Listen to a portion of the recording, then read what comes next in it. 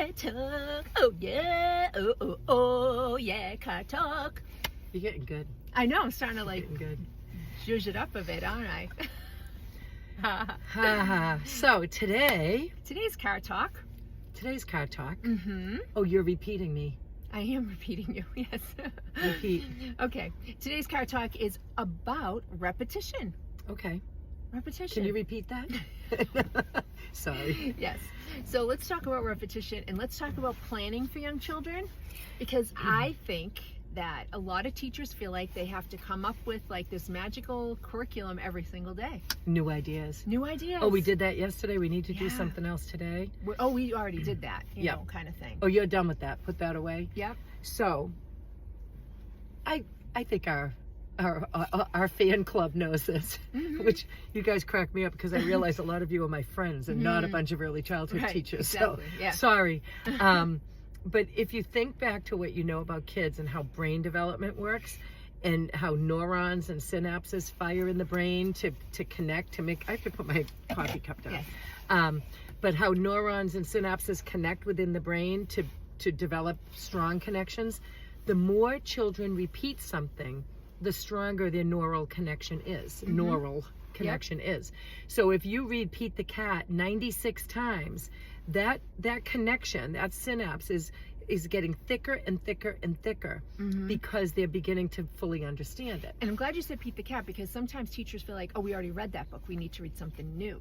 And it is good to Exactly. expose children to different and new books. But if they're requesting a certain book or they really love a book, it's okay to read it. Or if over they and want over to do again. the same puzzle 16 times and you're like, you've mastered that puzzle, it's okay. You can absolutely up the ante and offer some other books and some other puzzles, but let them choose what they need, because they need to keep doing that over and over again. Yep. And if I know sometimes parents watch these or listen to us, and parents, same thing. It's like, oh my God, they want to go back to that place again, or they want to watch that episode of something again, or they They want only want to play with blocks. Exactly. Why won't they do something else? Exactly. You know? But yeah, that's what they need. That's how they master things. That repeated connection, or that repeated understanding, or that repeated hearing of a story, or singing a song.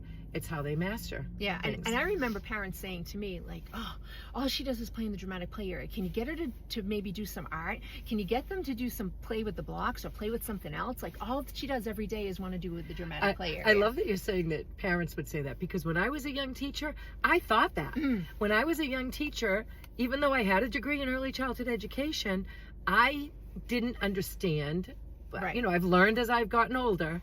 I'm like, oh, Johnny, you've been in the block area all week. Yeah, You need come to over find here some-" and do Yeah. this instead. I used to do Mom that. wants a picture.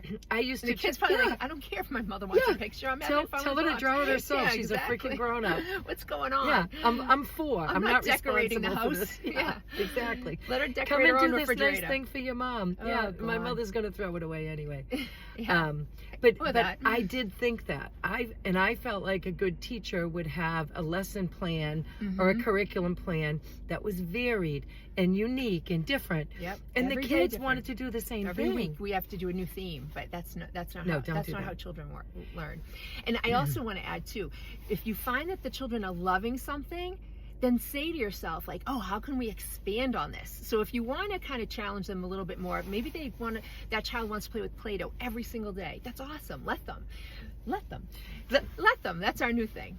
Our new. Well, anyway. that's what's her name's new thing. Exactly. But we're jumping on that bandwagon a little bit. But if a child wants to play with Play-Doh every single day, let them. But think about, what can we add to the Play-Doh? Ask them, what do you need? Do you need anything for your Play-Doh? Yep. And when you ask them what they need, they're going to tell you, I need tape, or I need this, or I need that. Or maybe over by the Play-Doh you put some new materials that they can play with, and, you know, real materials like cooking materials, or, you know, different types of Something like a cutting good things. garlic press and a pizza cutter and things Tortilla like that. maker Yep, or something. yep. So that's what you're thinking is, okay, these are the things they love. How can we expand on it? And just keep adding to those things. And the children will drive that bus. So Exactly. yeah. You know, well, you were talking about, you know, over and over and over again with Play-Doh, all I kept thinking, probably because a bunch of people told me, oh, I watch your car talks, and they're all my age or something. And I'm like, oh my God, I'm so sorry, you people. But imagine if we were, now this is shocking. Yes. But imagine that we go out to a bar. Oh, that would be interesting. Yeah. Different. We don't do that. No. But let's say we go to a bar, and every time we go to the bar, you order a Chardonnay. And I'm going to say, you order Chardonnay all the time. And you say, I love Chardonnay. As adults, we would never say, you need to have something else. Yeah, try you've had something enough different. Well, we might say you've had enough Chardonnay. Yeah, you've had enough Chardonnay. But, you know, eventually, because you decide, you might say, you know what, I'm going to try Pinot Grigio, or I'm going to try a Sauvignon Blanc, or, oh, wow, I'm going to try a margarita or something different. Yeah. We don't do that to adults. We don't say, you can't get cheese pizza again. You always get cheese. What is wrong with cheese pizza every time? Yeah. Or whatever your thing is, Nothing. right? Right. But we do that with kids. Yeah. We do it with kids all the time. And it's kind of disrespectful when you think about it that way.